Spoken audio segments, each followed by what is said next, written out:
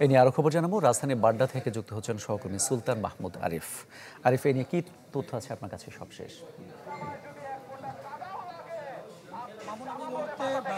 মেরুলবাড্ডা ব্রাক ইউনিভার্সিটির সামনে রয়েছে। এখানে ব্রাক ইউনিভার্সিটির যে সমস্ত শিক্ষার্থীরা রয়েছেন তারা চলমান যে সারা দেশে যে হত্যা ধর্ষণের যে ঘটনাগুলো ঘটছে, নারীরা যে নির্যাতনের শিকার হচ্ছে, শিশুরা যে নিপীড়নের শিকার হচ্ছে, এই বিষয়গুলো নিয়ে মূলত আজকে রাজধানী সহ দেশের বিভিন্ন জায়গায় বিক্ষোভ সমাবেশ, মানববন্ধন হচ্ছে। তারই ধারাবাহিকতায় ব্রাক ইউনিভার্সিটির যে শিক্ষার্থীরা তারাও কিন্তু মানববন্ধন করছেন। তারা সকাল থেকে তাদের ইউনিভার্সিটির সামনে, বিশ্ববিদ্যালয়ের সামনে তারা অবস্থান নিয়েছেন এবং তারা বলছেন যে যতক্ষণ পর্যন্ত না স্বরাষ্ট্র উপদেষ্টার দপ্তর থেকে যে নারী নির্যাতন এবং নারীদেরকে ধর্ষণ, নারীদেরকে ইপটিজিং, শিশুদের প্রতি নির্যাতন এগুলো বন্ধের জন্য আইনি ব্যবস্থা গ্রহণ করা না হবে, ততক্ষণ পর্যন্ত তারা তাদের যে অবস্থান কর্মসূচি সেটি তারা চালিয়ে যাবেন।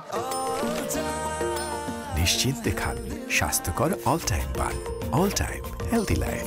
এবং সেই ধারাবাহিকতা আমরা দেখেছি সকাল থেকে ব্রাক ইউনিভার্সিটির সামনে শিক্ষার্থীরা এসে এখানে একত্রিত হয়েছেন এবং তারা ক্লাস শ্রেণীকক্ষ ক্লাস বর্জন করে তারা এখানে অবস্থান নিয়েছেন এবং তারা বিভিন্ন ধরনের স্লোগান দিচ্ছেন। তারা বলছেন যে 5 আগস্টের আগে যেভাবে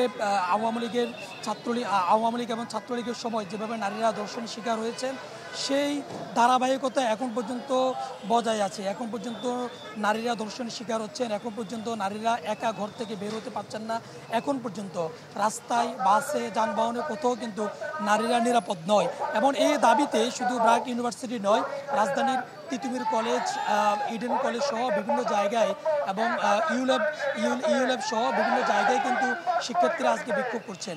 তারা বলছেন যতক্ষণ পর্যন্ত না তারা তাদের নিরাপত্তার যে নিশ্চয়তা সেটি রাষ্ট্র থেকে না পাবেন, ততক্ষণ পর্যন্ত তারা তাদের এই ধরনের কর্মসূচি অব্যাহত রাখবেন। এবং ব্রাক ইউনিভার্সিটির শিক্ষার্থীরা বলছেন তারা আজকে 3টা পর্যন্ত এখানে অবস্থান নেবেন এবং তারা তাদের অবস্থানটি চালিয়ে যাচ্ছেন। এমন অবস্থানের প্রেক্ষিতে আজকে রাজধানীর বিভিন্ন জায়গায় এই বিক্ষোভ কর্মসূচির প্রেক্ষিতে আমরা দেখেছি যানজটের যে সৃষ্টি এবং যে ভোগান্তি সেটিও কিন্তু হয়েছে। মামুন, ধন্যবাদ আপনাকে। সারা দেশে ধর্ষণ, নারী নির্যাতনের প্রতিবাদ ও সবার নিরাপত্তা নিশ্চিতে ক্যাম্পাসে ক্যাম্পাসে বিক্ষোভ করছে শিক্ষার্থীরা। এই নিয়ে বিস্তারিত জানাচ্ছিলেন সুলতান মাহমুদ আরিফ।